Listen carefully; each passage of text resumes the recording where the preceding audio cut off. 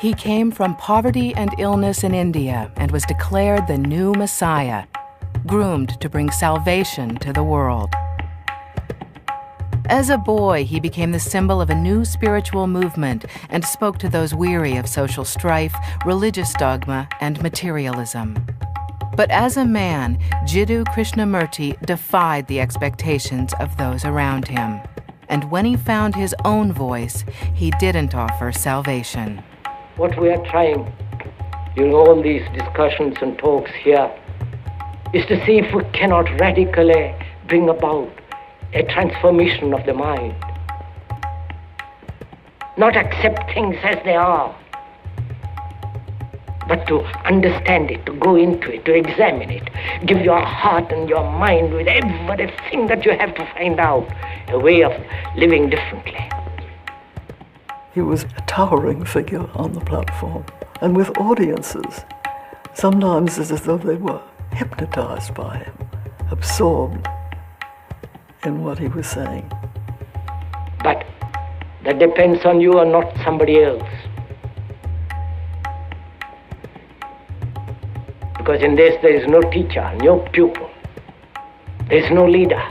He's talking about something you do yourself on your own, and everybody kept looking at him as a messiah or a world teacher, somebody who would save them. He wanted people to wake up to the reality of something and not simply have faith and trust that some outside entity was going to provide the answers.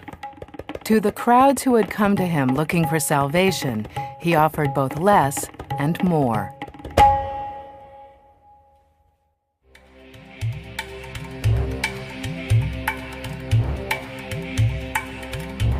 The Adyar River winds its way through southern India.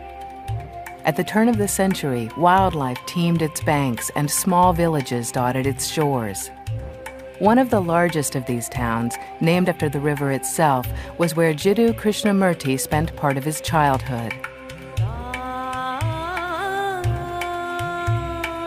His father had moved his family to Adyar after the death of Krishnamurti's mother. Here he found a small house to raise his 4 sons and work with a religious organization he had joined, the Theosophical Society. As a young boy, Krishnamurti played along the banks of the river in the shadow of the imposing Theosophical headquarters. The Theosophical Society, a spiritual movement founded by Westerners, promoted universal brotherhood and explored ancient religious traditions. They had selected Adyar as their home.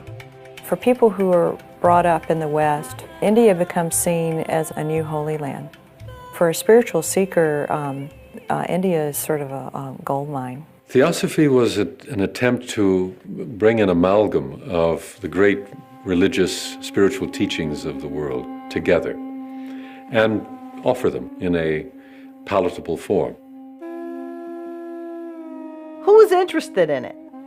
Everybody, almost, on some vague level. Secret wisdom is very attractive to most people, at least on a superficial level. It mainly attracted people, I think, who are willing to think outside the box, okay, to think unconventionally, definitely. Annie Besant, the president of the Theosophical Society, was particularly drawn to mystical elements of the movement.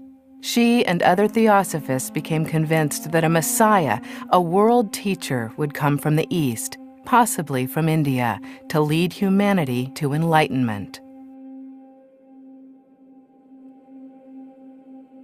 Walking along the river in Adyar one day, Charles Leadbeater, a colleague of Besant's, happened upon a group of boys playing along the shore. One of these boys was 14-year-old Jiddu Krishnamurti. To the casual observer, nothing about the boy appeared remarkable. Leadbeater saw a scrawny, malnourished young boy who had crooked teeth, lice in his eyebrows, who was not very strong or healthy. He looked a typical South Indian Brahmin boy. Leadbeater was a controversial figure. He'd been brought up on charges of immoral conduct in England, and though he was never convicted, many theosophists doubted his character. Despite this, Annie Besant trusted and relied on Leadbeater, and she defended his innocence. She also thought him to be clairvoyant, able to see the atmosphere that surrounded a person. This aura, they both believed, could reveal the purity of a person's soul. Mr. Leadbeater said that child has the purest aura. An aura that was very beautiful. Most innocent aura that he'd ever seen. This caused him to identify this boy as being someone extraordinary. That should be taken and nurtured. That's what started this whole story. From this brief encounter, Leadbeater declared Krishnamurti to be the one and told Theosophists to prepare for the coming of the Lord. Theosophists believed this unlikely 14-year-old would lead the world towards peace and spiritual salvation. And they thought themselves to be following in the path of religious tradition and prophecy, wherein the world teacher would once again be reincarnated, as he had been in the form of the Buddha, in the form of Jesus and Muhammad. Theosophists draw from many sources, but feel that the world teacher may well be a figure that will be independent of any one religion, will sort of combine and transcend them all. Besant and Leadbeater contacted Krishnamurti's widowed father and sought permission to move his son onto the grounds of the Theosophical headquarters. But the boy spoke no English and was terrified of foreigners. His father and he agreed only after Krishnamurti's younger brother, Nitya, was allowed to go with him. At the very beginning, it was simply a task of helping him to learn to sleep in a bed, to use a toothbrush, to eat with fork and spoon. So these were kind of superficial cultural things that Besant and Leadbeater thought were necessary to make him comfortable in the world. From now on, Krishnamurti and Nitya's lives would never be the same. The boys were constantly observed and strictly controlled. Their food was carefully selected, and they were put on a regular schedule of meditation, exercise, and study. He would have preferred to sit and look at the clouds, to watch running water, to look at flowers and insects. He did not like to study books. So his mind was not the kind of a mind that was traditionally educable. Years later, Krishnamurti looked back on his childhood, able to reflect on those experiences. He referred to himself as K and spoke about himself in the third person. Nobody was to touch anything that K touched. If they said they liked oranges, for the rest of the year they had oranges. If they said they wanted to go on a bicycle ride, right, you went on a bicycle ride for the rest of the year from 7 to 8. So the boys never said after that they liked anything. After several months, Besant and Leadbeater decided that Krishnamurti was ready for the next phase of his spiritual initiation. They placed him in a room and encouraged him to enter a trance-like state. Soon, they believed, he would be contacted by what they called the Masters. Theosophists were convinced that there were disembodied masters that spoke to people through various means, and that somehow this contained some unutterable type of wisdom not obtainable through other sources. The immediate background of Theosophy has to be seen as the spiritualist movement of the mid-19th century, the belief that mediums could communicate messages from departed relatives and loved ones, or in some cases from higher spiritual teachers. Besant and Leadbeater said that at some point Krishnamurti's consciousness would leave his body and a fragment of the consciousness of the world teacher would step in. In a sense, it's a kind of mediumship that they were talking about, where the host becomes unconscious and another spirit steps in. Krishnamurti participated in these rituals without question, but his father had growing concerns. He didn't trust Charles Leadbeater. In an effort to address his fears, Annie Besant moved to adopt both boys. She alone would be responsible for their care and education. Though resistant, Krishnamurti's father ultimately complied. he recognized that the Theosophists were offering his sons an opportunity that went well beyond what he could ever hope to provide. After 3 years, Besant decided it was time to continue Krishnamurti's education in England. So outfitted in his first European suit and wearing his first pair of leather-soled shoes, he boarded a ship for Europe. He would not see India or his father again for nearly 9 years. As his train pulled into Charing Cross Station, Krishnamurti peered at the crowd, terrified. Having spent his life robed and barefoot, he felt awkward in Western clothes and his shoes were painful. The London that greeted Krishnamurti was in the midst of radical change. By the early 20th century, streetcars replaced horse-drawn carriages and electricity transformed the workplace and the home. In a world where science and industry increasingly shaped everyday life, many in the West sought to reconnect with deeper spiritual meaning.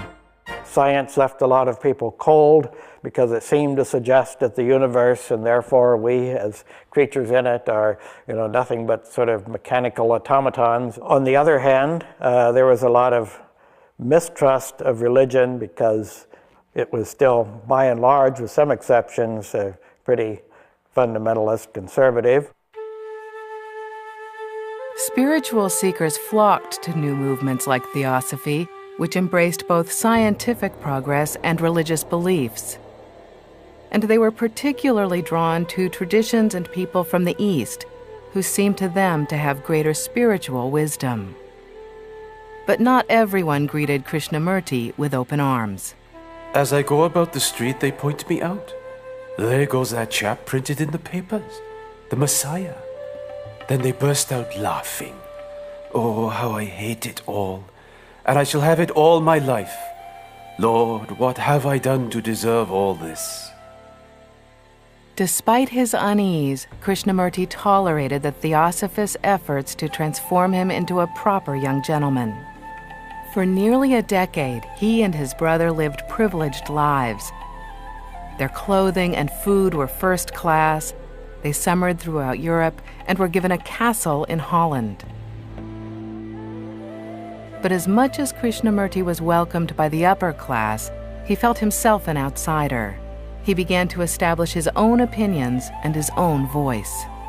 When I went to Europe for the first time, I saw how people amused themselves trying to forget their unhappiness, thinking that they were solving their problems by drugging their hearts and minds with superficial excitement.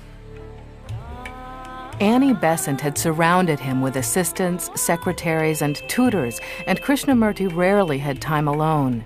He lived a luxurious life, but he was denied the one luxury most important to him: privacy. I dream and dream of a different life. There is a rebellion within me, surging quietly but surely. To what purpose, I don't know. I would like to weep a good long weep.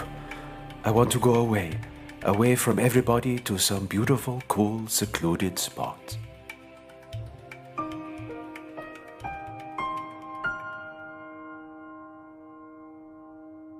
On a trip to the United States in 1922, he and his brother found that solitude. They were given a small house in the Ojai Valley of Southern California. Ojai was a special place where he could relax. He didn't have to dress up for the press. He picked oranges. He milked the cows, made cheese. He was very comfortable in Ojai. It was his home. He would glow with the delight of seeing clouds, the sky, trees. He loved trees. He loved nature and he loved this valley tremendously. But Krishnamurti's time in Ojai was limited. Theosophists expected him to participate in all their events and functions, where he delivered their message of a coming new civilization.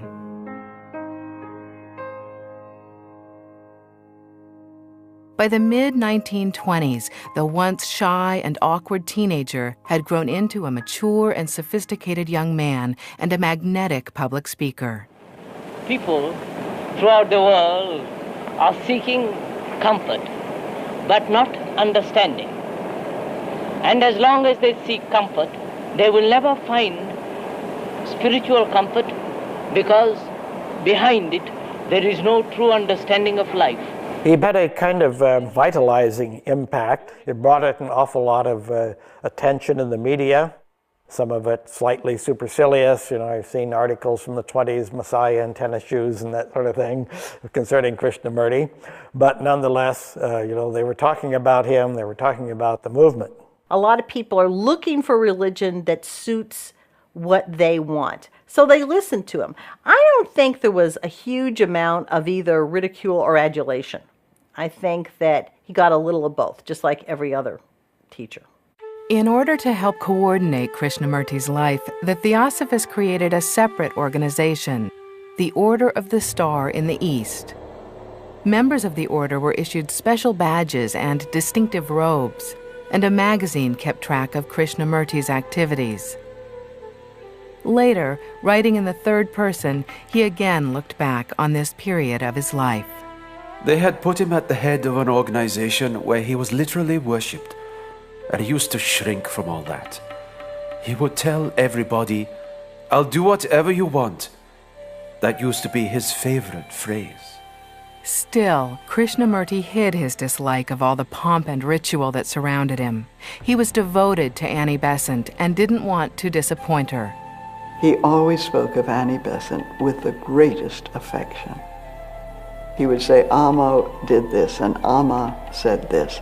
Amma, of course, being the Indian word for mother. So there was the greatest affection all his life.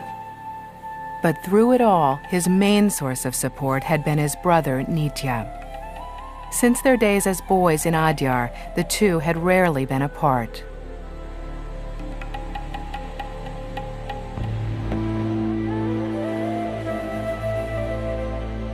On the eve of the Theosophical Society's 50th anniversary, Nitya fell ill with tuberculosis, and Krishnamurti at first refused to leave his brother's side.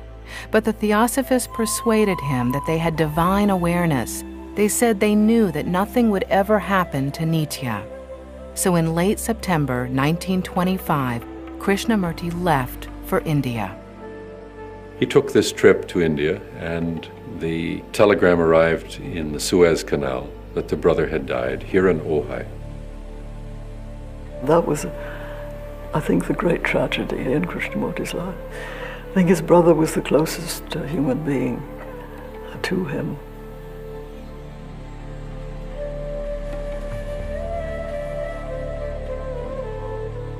This shook Krishnamurti deeply, not only the death of the brother, but also the fact that he could not rely on the leaders of the Theosophical Society to predict anything seriously.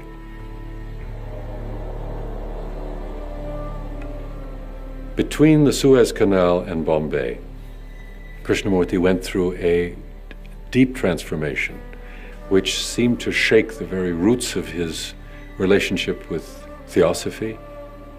He felt he could not trust these authorities any longer. Not just particular people, but the effect of authority on the mind. And when he arrived, he was a different person.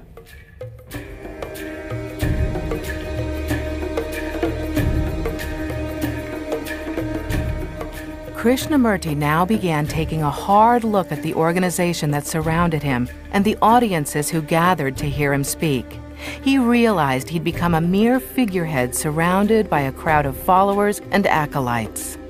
I was in revolt against Theosophists, with all their jargon, their theories, their meetings, and their explanations of life. I questioned everything because I wanted to find out for myself. This was part of Krishnamurti's process of growing up and becoming an independent teacher. He told a friend, I don't give a damn about the world teacher. And he wondered why they had picked him. It had been 20 years since the Theosophists had plucked him from obscurity and thrust him onto the world stage. Now, at 34, Krishnamurti decided to stop performing a role he no longer believed in. On August 3, 1929, using poetic yet powerful language, he gave a speech that would forever change his life. I maintain that truth is a pathless land and cannot be approached by any path whatsoever, by any religion, by any sect.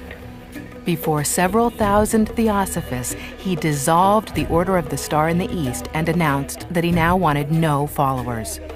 A belief being purely an individual matter, you cannot and therefore must not organize it.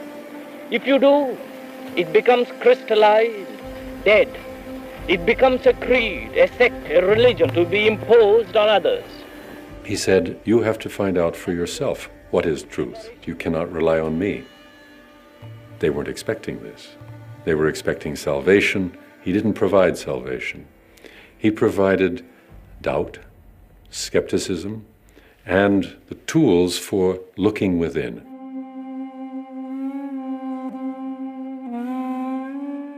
Theosophists were devastated. Everyone felt abandoned, lost without Krishnamurti's spiritual leadership.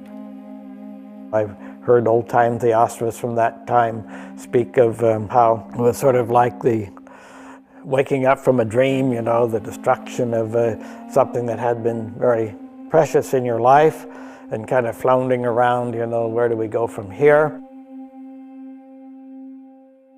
Although his future was now uncertain, Krishnamurti stood firm. He walked away from his life of privilege, returned to the estates, and retreated to his small house in California. Since the age of 14, his days had been organized and scheduled by the theosophists. Now, for the first time in his adult life, Krishnamurti was free to make his own choices.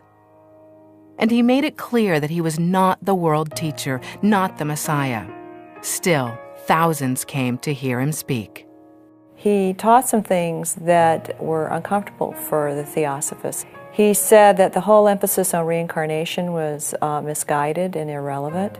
The whole business of masters is truly irrelevant from his perspective. He now stressed that it was his message that was important and that he, as the messenger, was irrelevant.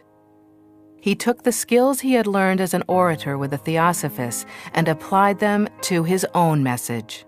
And for more than 50 years, Krishnamurti traveled the world, encouraging his audiences to abandon religious dogma and find their own answers. A religious life implies being a light to yourself,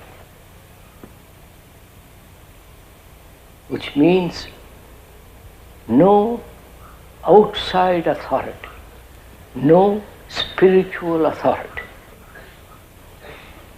including me. People asked him, what should I believe? How should I behave? And he mirrored that back by saying, what do you see? He was saying the enlightenment is for you to discover, not for me to give to you. From the 1960s on, Krishnamurti devoted much of his time and energy to the creation of schools around the world that stress spiritual and creative exploration, as well as intellectual growth. He founded a school in which the main object, they claim, is to have people think for themselves. Well, you can't give a greater gift than that to the whole process of education. The educator is the greatest individual on earth because he's bringing up children for the future. Therefore, they are much more important than the politicians, than the religious leaders and priests and the business people and all the rest of it. It's a sacred profession.